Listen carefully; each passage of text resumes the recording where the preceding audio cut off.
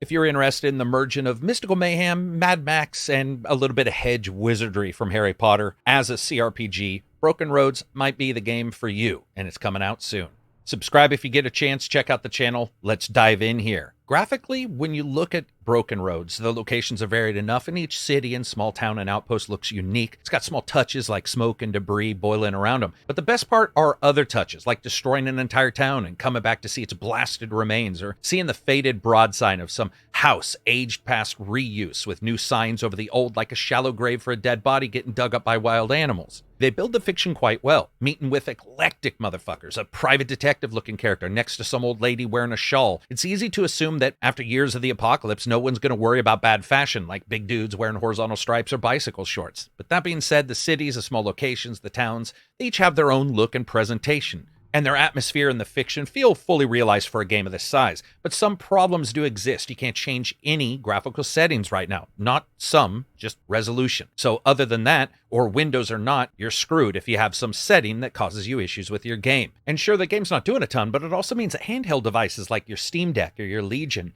may run into some issues that you can't really sort out yourself. Low graphical effects on spells also give it the post-apocalyptic feel of the world. One nice touch, though, is that outfitting characters sometimes shows those items, so if you pack a dude down with grenades or Molotov cocktails, you can see them on the character's belt. On the other hand, there are some glitches that you'll definitely notice in the animation and the collision detection. Some I'll talk about in the fun factor section. When it comes to the sounds and environments, they're fine. Wind blowing, fire crackling, guns firing, spells burning, those are all pretty good. I did notice a couple bugs, something again I'll talk about in the fun factor section, that did stop some of those audio bits from playing. For a CRPG, it's about where I expected for this budget. But let's talk about something else, and that's voice work. This is better, but it's interspersed voice. What's here is fine, but it's hard to know when it's actually going to play out, with some sentences voiced and then no sentence for a couple paragraphs in the same conversation, then voiced again in the same discussion. I couldn't tell if it was a bug. It certainly didn't actually look like one. It's almost like they chose just very particular parts to have the character do the speaking lines. It's difficult to tell when that will happen, with some happening all the time and having voice at every moment, and others just occasionally. It's odd too, because while the game narrators have these big bad moments between cutscenes that's done really well, none of them are poor, and it can appear very patchwork.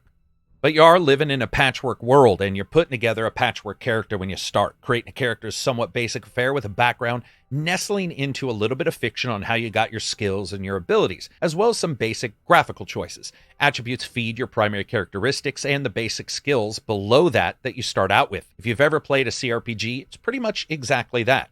Broken Road starts with you somewhat befriending a small group of survivors in a border town. Actually, perhaps I shouldn't say befriend or even town, because both are really not true. It's a couple shitheads and a few buildings with a couple camels and some kangaroos. I'm assuming for milk. I just don't know how you'd milk a kangaroo, but whatever. To say that Broken Roads offers a different narrative track right from the start for a hero journey is at least saying something. And the game is always trying to give you a little bit of that. There's an understatement here that I actually liked. It doesn't always throw it in your face when it comes to the narrative, even though they have a unique narrative system in the game. They have choices throughout the story that are going to challenge your decision-making a great deal.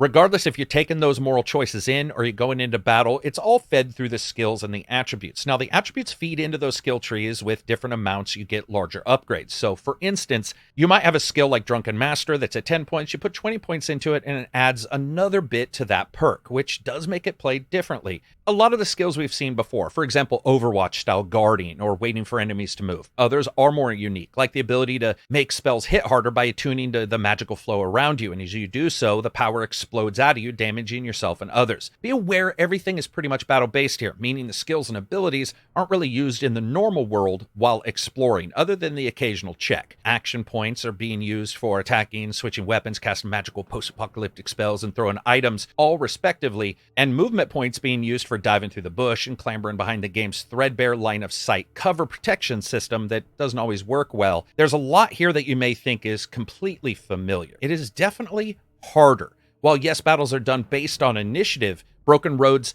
is a lot like a DM who hates the guys and sets every single experience in a game to kill you, even if it's a damned role-playing game about diplomats arguing over trade laws.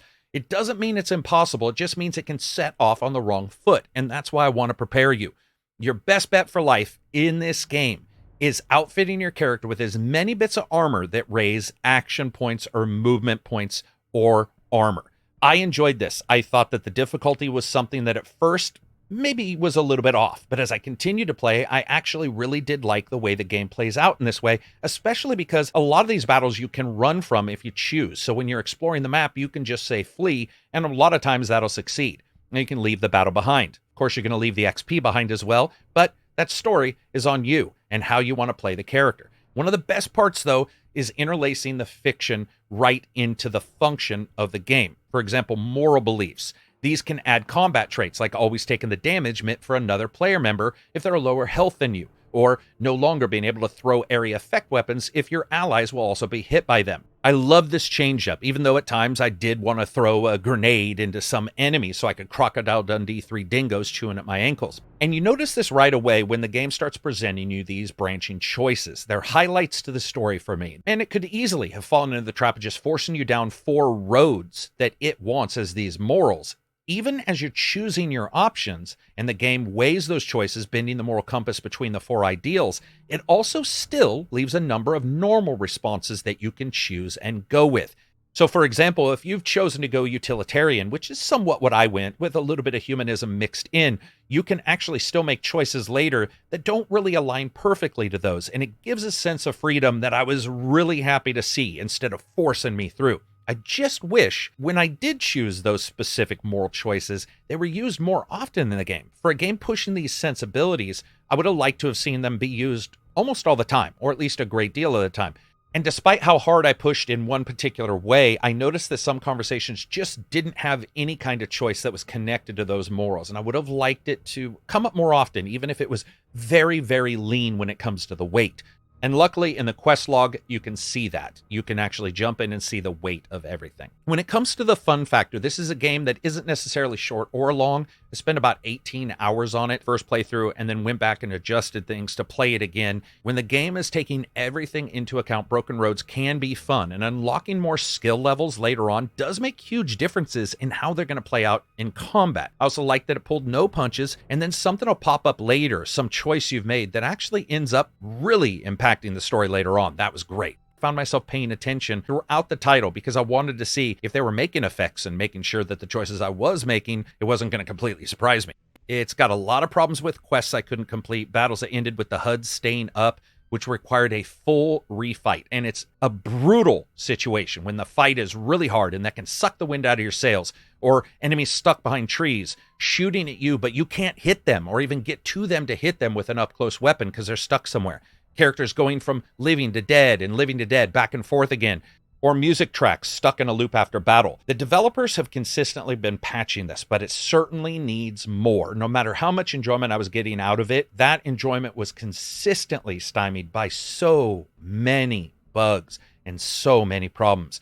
One of the big other problem here is that everything still feels clunky. Movement versus attacking enemies can be hard to get right because enemies will be behind that tree I explained, and the game's indicator for moving towards the enemy or attacking up close with, for example, a blade versus shooting sometimes would not appear, resulting in an odd bit of visual cover that the game really wasn't planning on. It can also be very hard to pick different characters with the mouse and keyboard or the gamepad when it comes to ones that are in a small bunch. Regardless of my time with Broken Roads, most everything that I enjoyed had a caveat that was quite large, whether it be technical or just within the game itself. There is a lot that they try to do, and if you're out there and you're looking at this game and you think, you know, I'm not going to fight a lot, I just want to go through some of these moral choices, it's going to be a fast game. It's not a long game. It is certainly not something you're going to sit down and expect to spend 20 plus hours in if you're just doing the moral choices. But if you like the way the game explores, for example, running around the map and identifying different locations, that's actually very cool. The ability to run away from most of the enemies is also primo. I love that because it didn't feel like I was really getting restricted or in any way penalized for it. But at the same time, I wasn't always rewarded for it. And that's where fun factor becomes such a big deal.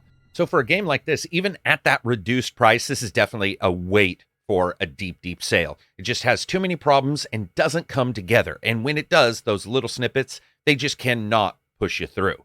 I would love for you to subscribe, hit the notify all bell. We got podcasts coming as always, more reviews, more previews, and a couple special videos. Peace out. You'll be meeting Nick, the mayor of Brookton, and escorting them both back home. It's an easy job, not expecting much trouble, but better safe than sorry, yeah? Let me introduce you around. Ella's over here, she's my second. My cousin too, her and her sister Matt, who's keeping watch from the crow's nest.